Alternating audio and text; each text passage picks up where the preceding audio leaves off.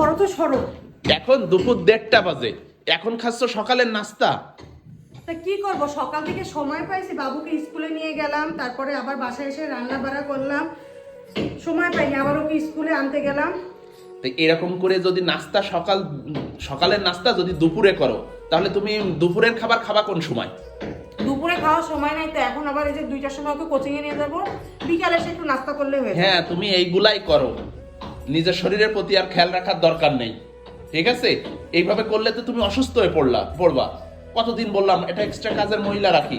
আরে কাজের মানুষের দরকার নাই তো, একজন আসে ওই যে টুকিটাকি কাজ করে দিয়ে যায়, এইটাই আনা। কেন একজন এসে সব কাজ মোটামুটি করে দিতে পারবে, সেটা ভালো হয় না? বর্তমানে বাজারের যে অবস্থা, সংসার চালাইতে মানুষজন হিমশিম খেয়ে যাচ্ছে, সেখানে আরেকটা কাজের মানুষ রাখা সম্ভব নাকি? এটুকু বোঝো না?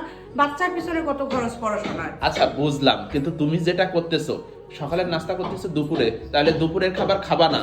এরকম করলে তো অসুস্থ হয়ে পড়বা, আর অসুস্থ হয়ে পড়লে সে সময় টাকা কোন জায়গা দিয়ে যায় সে সময় দেখতে পাবা। আরে আল্লাহ ভরসা, কিছু হবে না তো। না, আল্লাহ ভরসা সে তো ঠিক আছে, কিন্তু নিজেরও তো একটু খেয়াল রাখতে হবে। নাও, এখন আমার প্রচন্ড ক্ষুধা লাগছে। আর তুমি কি দিয়ে খাচ্ছ? কেন গোশের ঝোল দিয়ে পড়া কেন? তোমরা সকালে খাইছো না? হ্যাঁ, তা তোমার প্লেটে শুধু ঝোল কেন, গোশ কই? আর আমার গোশ লাগবে না।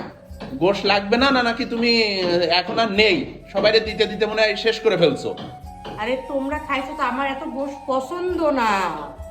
এখন শোনো, মোটেও এইসব কথা বলবা না। আমি বলছি না যে যখন সকালে গোশ সবাইরে ভাগ করছো, সেই জায়গা থেকে 2 টুকরা তোমার জন্য রাখতে পারোনি?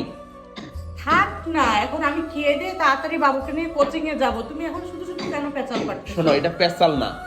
তুমি যদি ঠিক মতো খাওয়া দাওয়া না করো, এই যে দৌড়াদৌড়ি করতেছো, স্কুলে যাচ্ছ, এসে রান্না বান্না করতেছো, এই যে দৌড়ঝাঁপ করতেছো, তাই এগুলা করলে তো শরীরে ক্যালোরি ক্ষয় হয় নাকি? তা তোমার যদি নিজের প্রতি যত্ন না হয়, তাহলে কি হবে তোমার?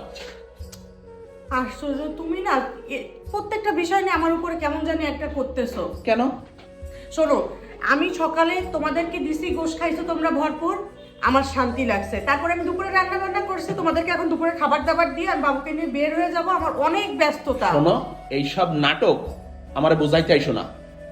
সকালে যে সময় আমাদের দিছো, তুমি একটু গোশ নিয়ে, তুমি কেন ওই সময় একটা পরোটা খাইতে পারোনি? ওই সময় আচ্ছা হয়েছে, একটা পরোটা খাইতে 3 মিনিট লাগে হাইস্ট হইলে।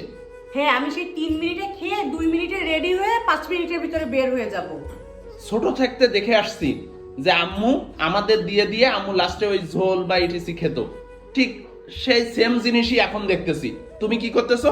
সকালে উঠে রান্না বান্না করে নাস্তা বানিয়ে সবাইকে দিয়ে তুমি কি খাচ্ছ? ঝোল আর একটা পরোটা, তাও খাচ্ছ কোন সময়? দুপুর 1:30টায়।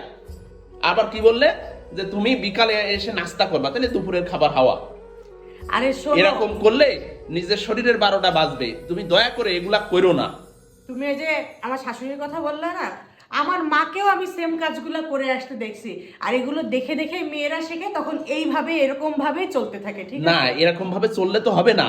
নিজের ক্ষতি করে তো কোনো লাভ নেই। লাভ আছে? সেহেতু আমি বলি ঠিক টাইমে ঠিক মতো করে খাওয়া দাওয়া করো, ঠিক আছে?